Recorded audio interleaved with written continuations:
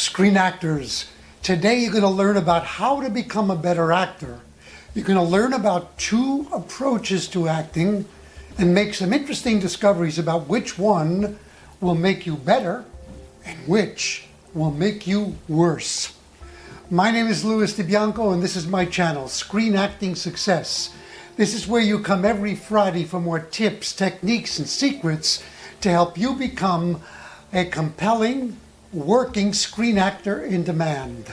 If this is your first time here, click subscribe and give the video a thumbs up. Make sure to stick around to the end because I'm going to be giving away some free training that you are not going to want to miss. So, 2 approaches to acting. We're going to explore them by looking at 2 words that are very common in every actor's vocabulary. Character and intention. They seem obvious, but they're not. And good and great actors never separate the 2. You can't have a good performance with one of those elements missing. Bad actors definitely separate the 2. And we're going to explore for you how you should approach your acting when you get a script and how should you begin. Let's talk first about how bad or inexperienced actors will approach a script. They get their script and they're very excited about discovering their character. So what they do is they focus all of their energy at the very beginning on building a character through the different traits that that person may have. They'll work on how their character talks, walks, sits, stands, drinks coffee, etc. All sorts of interesting physical behavior. Maybe the actor's really good at doing accents and they feel that it's appropriate for their character to have an accent, so they develop a great accent. And somehow, with all of that wonderful work, when they actually perform, there's something missing. The performance feels hollow, disconnected. Why? Because when you focus exclusively on character behavior, on physical traits, you're focusing on the how and what of your character, but you're leaving out the soul, which is the why. And the why of your character is your character's intention. What is your character fighting for? What does your character want and need from the other characters in the script? So what will that kind of performance look like? The result of working exclusively on character traits and ignoring intention will result in a performance that's all about attitude and tricks, but no truth. There's something missing at the center. The truth will be missing primarily because there's very little connection between that actor who's developed this character and the other characters in the story. I have a painful confession to make. When I first began acting, and for a while, I was that kind of actor. I didn't know any better, so I got all excited about developing character traits. A great example is, and I refuse to give the name of this film, it was a film that I did very early on in my career. I was playing a gangster, which I still play a lot of gangsters today, but I do it very, very differently. So, because my character was a gangster, I put all of my energy into how can I be a tough guy? How does a tough guy stand? How does a tough guy look at other people? How does that tough guy walk? I got that down, but then when I actually got into shooting my first scene, I felt kind of lost. I didn't quite know what I was doing. So I tended to overdo the behavior, the character traits that I had developed. And when I saw that on the screen, oh my God, I wanted to run and hide. Fortunately, I took the time to learn and to find out how to change that and not fall into that trap. I also did the same thing in a stage production that I was in, where I was playing a general in the army. And I worked on all of that outward behavior. I gave him all sorts of really great macho physical traits, but I forgot to think about the most important thing. What is this character's intention? And what do the other characters say and do to him to make him respond in an authentic way to what they say and do?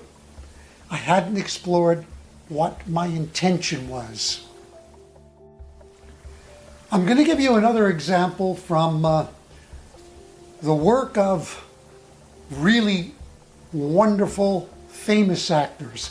Now, I'm not going to name any names because in one case I'm going to cite this actor's work as not that great, but he is a wonderful actor and has often turned in very, very good performances.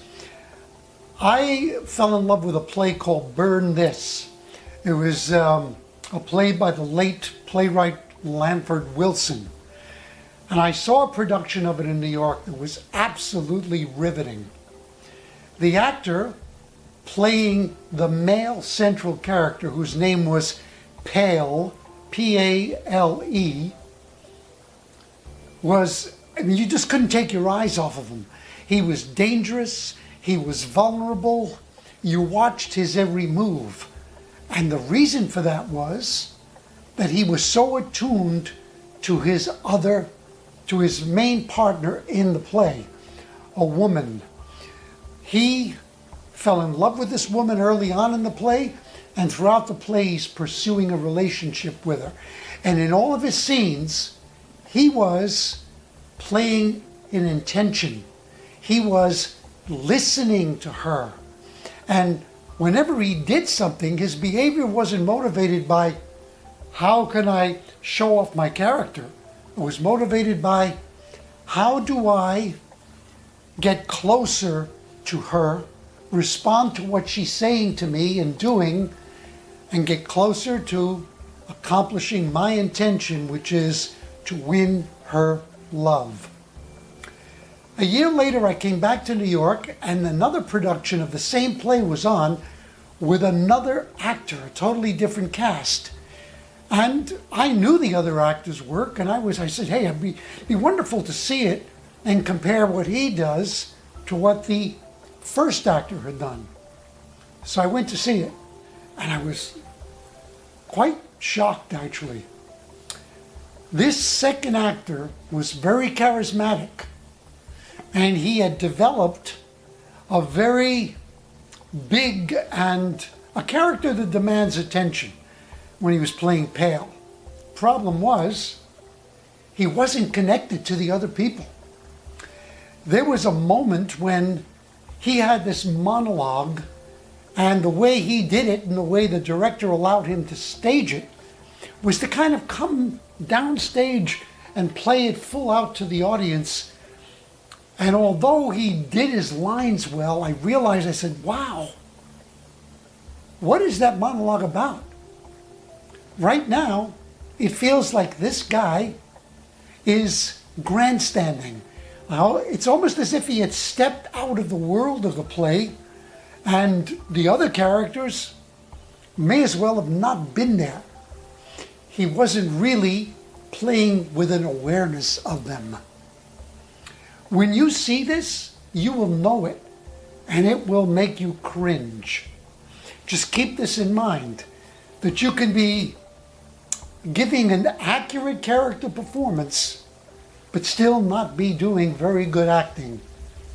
And the test of it is, Are you playing an intention, and are you truthful to that intention moment to moment by listening to the other actors and honestly reacting to what they say and do to you? Over time, if it's not that clear now, it will become crystal clear to you. So there's a couple of ways to overcome this.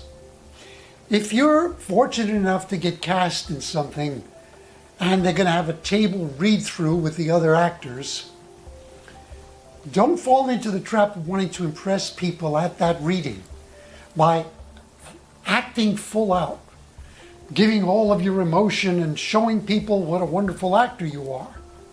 Instead, be humble. Go to that read-through to listen and to learn. If it's good enough for an actor like Al Pacino, it should be good enough for all of us. Apparently, when Al goes to read-throughs, very often, he reads his script very, very softly. He's not reading to perform. He wants to get the words out so that the other actors can hear the words, but he's there to listen, because he will only discover what his character is truly about when he understands what his intention is in relation to what the other characters are saying and doing to him. I can't overemphasize how important this is. I think it would be surprising, because people see Pacino and he's always so magnetic on screen, to actually see him almost disappear sometimes in a read-through where he's just speaking his lines and listening, putting the focus on the other people. Another great way to not fall into this trap, this acting trap, is to take a course in improvisation. Practice improv as much as you can. Improv will definitely trigger the bad habit. Why? Because we're afraid to not know what to do and say. So when we get into an improv, sometimes the other character, the other actor, the other character gives us something, and we just run off at the mouth. We start acting out all sorts of things. We get angry, we get funny, but we're really not connected to the other person. But if you become humble and you go into the improv with the intention of, I don't know what I'm going to say, how I'm going to say it, or what I'm going to do and how I'm going to do it, until I receive something from the other person and I react to it honestly. That little adjustment is huge. It makes the difference between good and great acting and amateur and bad acting. With this in mind, start watching a lot of films and TV and see if you can pick up when the actors are doing more than just playing a character, when they're really connected to the others. There's something intangible that you'll feel. That's what you want people to feel when they see your work. If you've gotten value from this, definitely leave a comment below with your takeaway. Share it with other people, inspire them, and also more people will get to see the video and get value from it. I had promised you some free training. On the screen you see a copy of the cover of my ebook, which is a complete guide, the ultimate guide to self-taping. It's 21 pages, it's thorough, it gives you everything from acting tips to the proper way to light your scene, how to accomplish and get the best sound. I give you a breakdown of all the gear I use, and even a diagram of my actual studio setup, which I encourage you to copy. Use it to get really high quality self-tapes. You'll find a link to that book below. Just click on it, download the book, and then read it and apply what you learn and take your self-tapes to a whole other level. You're also going to see a link below to my latest online course, Self-Taping Mastery. Just check it out and see what I'm offering you, because this course takes an even deeper dive into self-taping. It also gives you me in every single module, holding you by the hand and taking you step by step. It opens the door to communication with me, because you can reach out to me and ask me questions that I will answer for you. Plus, you'll notice that I'm offering some incredible bonuses.